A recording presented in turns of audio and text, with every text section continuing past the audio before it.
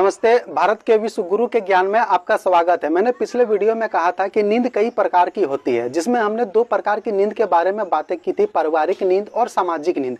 लेकिन एक और नींद है, सबसे गहरी नींद, ऐसी नींद जिसमें इंसान आंखें खुली होने के बावजूद समय को नहीं जानता। इसे मैं आध्यात्मिक नींद या आत्मिक नींद कहता हूँ। क्या होगा अगर मैं कहूँ कि आप अभी भी सो रहे हैं जबकि आंखें खुली है? देखिए, इस अवस्था में इंसान जीवन जीता तो है, लेकिन जीवन को समझने का प्रयास नहीं करता। वह शायद कभी यह प्रश्न ही नहीं पूछता, मैं कौन हूँ, मैं यहाँ क्यों हूँ, जीवन का उद्देश्य क्या है? क्या केवल अमीर हो जाना ही सफलता है? यदि ऐसा है तो फिर धन और प्रसिद्धि प्राप्त करने वाले अनेक लोग भी तनाव, अकेलेपन और डिप्रेशन का सामना क्यों करते हैं? यह मनुष्य जीवन का उद्देश्य इससे भी कुछ बड़ा है। सुख दुख का रहस्य क्या है, मृत्यु क्या है? जब ये प्रश्न उठते ही नहीं, तब मनुष्य केवल जीवन जी रहा होता है, जीवन को समझ नहीं रहा होता है।